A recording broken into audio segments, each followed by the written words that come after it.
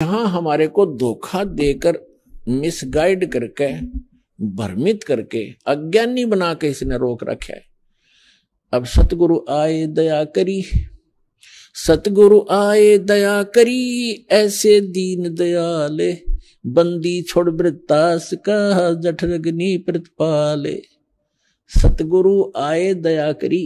गरीबदास जी महाराज को जो जिन महापुरुषों का दास ने अभी रेफरेंस दिया है कि जिन पुण्यात्माओं को परमात्मा आकर मिले, जो उनका एक विधान है प्रत्येक युग में, तो उनमें से आदरणीय गरीबदास साहिब जी गांव छुड़ानी जिला झज्जर वाले को विशेष ज्ञान दिया। पहले के महापुरुषों को, धर्मदास जी को विशेष ज्ञान दिया था। उसके बाद फिर अन्य महापुरुषों को भी, जैसे आदरणीय नानक साहिब जी को भी ज्ञान दिया, और उनका जो विशेष ज्ञान था वो संग्रह नहीं हो सका। एक उनका विशेष ज्ञान था प्राण संगली के अंदर, उसमें बहुत से अध्याय जो यथार्थता से भरे हुए थे वो छोड़ दिए गए और ना गुरु ग्रंथ साहिब में लिए गए।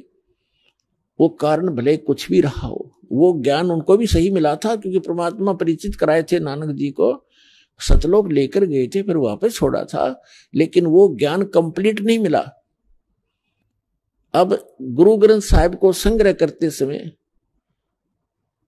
जो पांचवें गुरु अर्जुन देव जी थे, सिख गुरु, उनका दृष्टिकोण ये रहा कि जैसे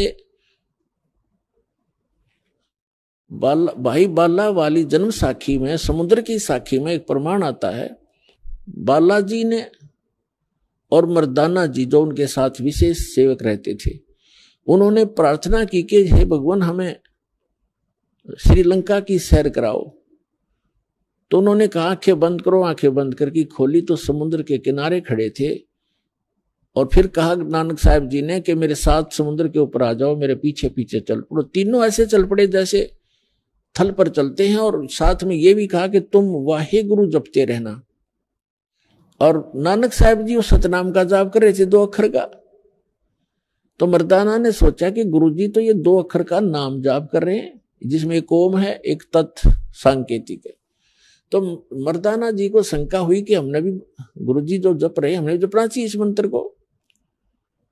तो मर्दाना भी वो 2 अक्षर के मंत्र का जाप करने लग गया, तो वो डूबने लग गया, गोते खान लग गया, डूबा डूबा।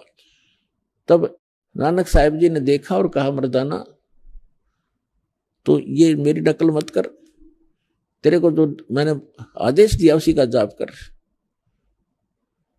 तो यहां पूरे सिख समाज के उन गुरुओं के हृदय में यह बात समागी कि गुरु नानक देव जी ने इस सतनाम का जो 2 अक्षर का नाम है, इसके जाप करने की सख्त मनाही कर दी। यदि कोई जाप करेगा तो उसको गुरु जी की आज्ञा की अवहेलना हो जाएगी और घना दुख हो जाएगा। जैसे मर्दाना मरता मरता मर जाता, डूब जाता, उन्होंने बचा लिया। तो ये दृष्टिकोण रहा गुरु ग्रंथ साहिब के अंदर जो वाणी संग्रह करते समय, जिनमें ये मंत्र नानक साहिब जी ने, प्राण संगली का अर्थ ही होता है, प्राण माने श्वास, श्वास के द्वारा के ऊपर पूरा विवेचन दिया हुआ था। जैसे कबीर साहब कहते, श्वास उश्वास में नाम जपो, व्यर्था श्वास मत खो, ना जाने इस श्वास को आवड़ हो कि ना हो। आप आरती में पढ़ते हो, श्वासा पारस भेद हमारा, जो खुद जैसे उतरे पारा। ये प्राण संगली है। इसका विस्तार से वर्णन किया था दोनों मंत्रों का।